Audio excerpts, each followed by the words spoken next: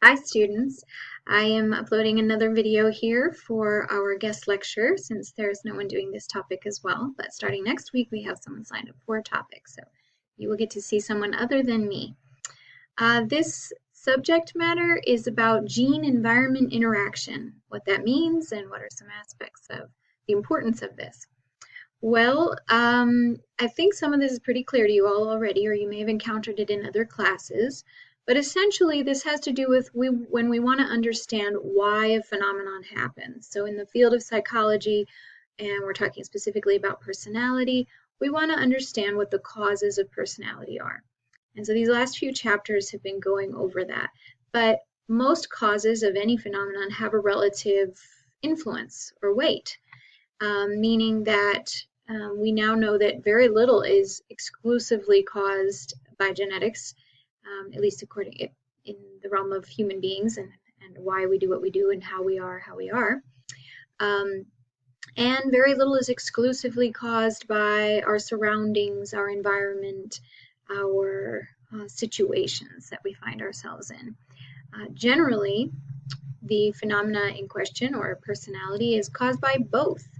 So the question is, well, how much of genetics influences our personality development, and how much of our situational experience, our context, influences personality development? And more than that, do the two interact and mutually reinforce each other or detract from each other somehow? And that is a cause of how we turn out. So when we look at causation, we usually try to pin down an estimate of the relative influence of our genes on any particular construct like personality, and the relative influence of the environment on that construct of personality, and finally the influence of both together. So when the genetic component is present and certain conditions in the environment are present, what outcomes occur because of that interaction effect. So that's, in a nutshell, what gene-environment interaction means. The text gives you a few good examples, but we definitely know that personality is influenced by both and the interaction effect. Probably along the lines of about 50% of personality appears to be inborn, genetically inherited. Now, that doesn't mean that you're going to have the same personality as your parents. It's a little bit different than that, but it means that your genetic code is determining whichever combination of chromosomes that you receive from both parents and various influences, your genetic code is determining how your personality will turn out. And it's kind of amazing and surprising to most people to find out how much of our personality is actually determined before birth. So it's pretty high in the world of psychology that 50%, about 50% of personality is explained by our genetic makeup. Another, it varies and it's hard to pin this down exactly, but some studies have tried. Another, probably anywhere from 25 to 30% of our, 25 to 50% of our personality is explained by the situations we find ourselves in. Now, if it's 50%, then we're up to 100%, and that doesn't allow for a gene-environment interaction. So in those cases, when the studies have varied, they've found a little lower genetic input and a little higher environmental input, and then there's still room for the interaction effect. So we could say that maybe 25 to 30% in most of the studies indicate that our personality is influenced by the way we're raised, the environments we find ourselves in, and situations that occur, and how we respond to those situations. So, that's a little, like I said, harder to sort out from the gene-environment interaction effect. So when we know that the genetics are in place, combined with certain kinds of situations, then people's personalities are affected in certain ways. And so that accounts for most of the rest of the variability that we see in personality among human beings. What else to say about that?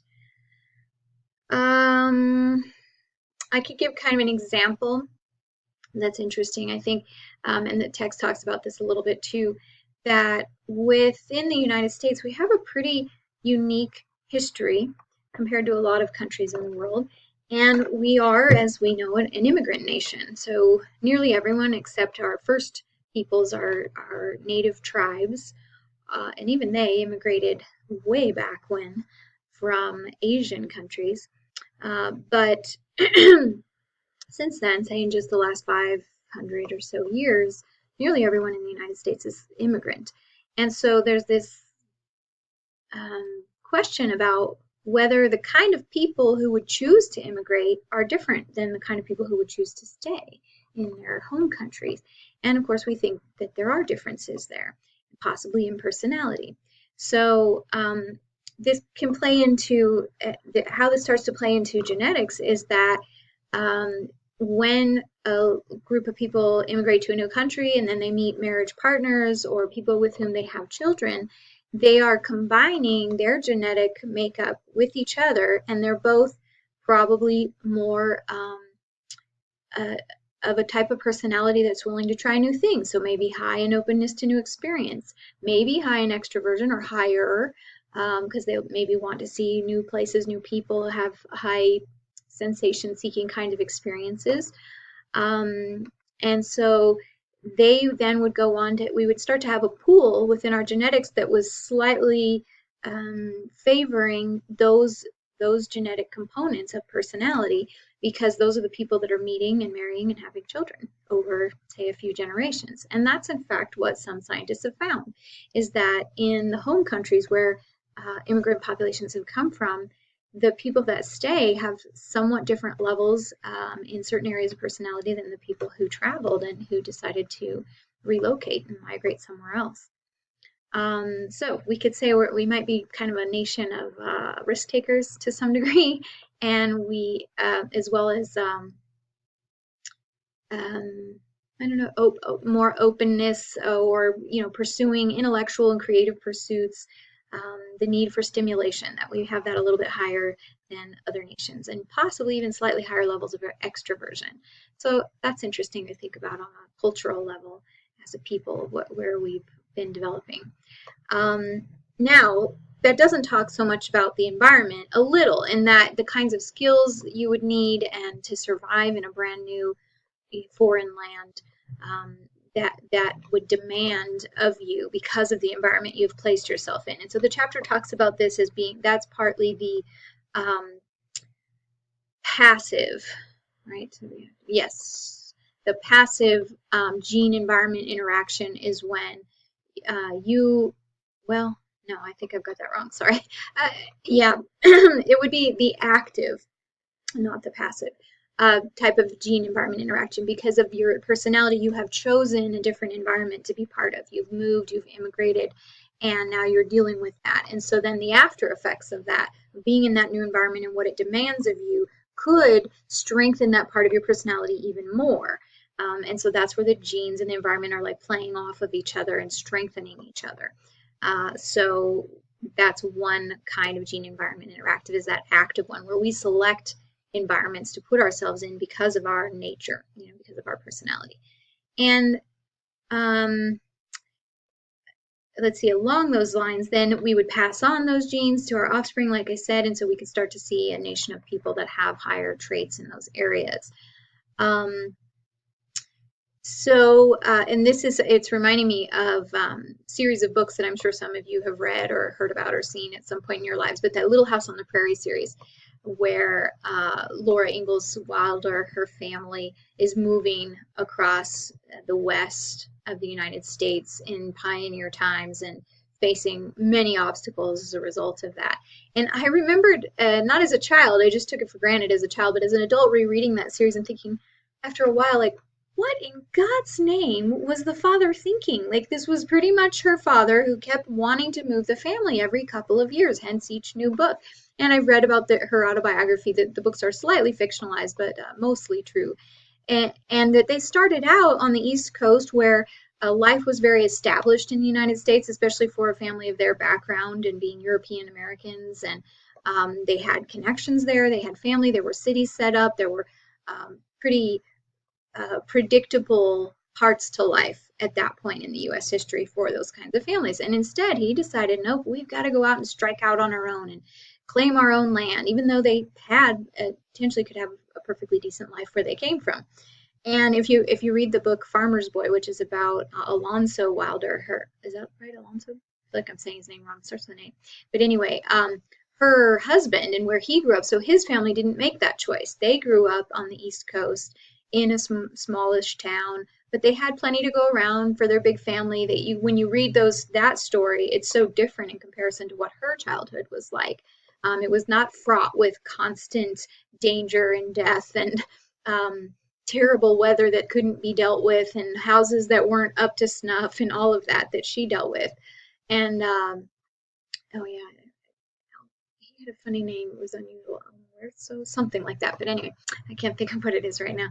Um, but so yeah, his family made a completely different choice, and he had a much gentler upbringing and didn't lose siblings to death like she did, and a number of other problems.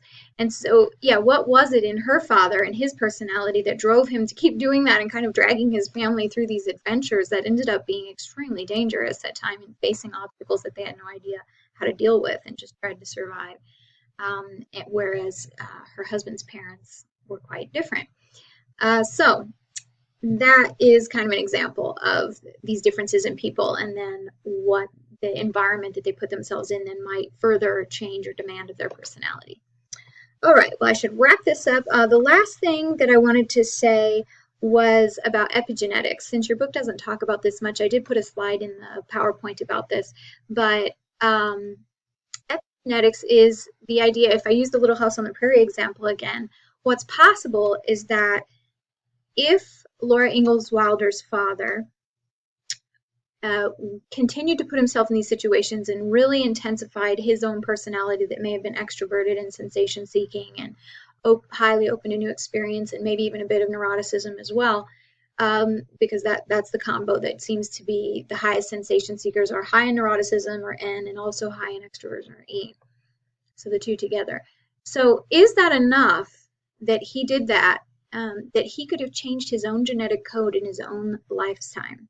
And therefore, his babies that he had could have higher N and higher E, as in their genetic code would be permanently, and all the generations after, changed because of the experiences he had during his lifetime. And this field of genetics is really earth-shattering. It goes against the ideas of Darwinian natural selection, and the slow adaptation of a species to slowly naturally select for certain traits over many, many generations. Instead, what we found in epigenetics is that in one generation, genetic code could be changed and then passed on to the next generation. So it's possible that Laura herself or her siblings were higher in certain traits because he changed his own her father changed his own genetic code during his lifetime, and possibly her mother too. So that's the idea of epigenetics. It's kind of amazing. Anyway, I hope you guys are well, and I'll talk to you later. Bye-bye.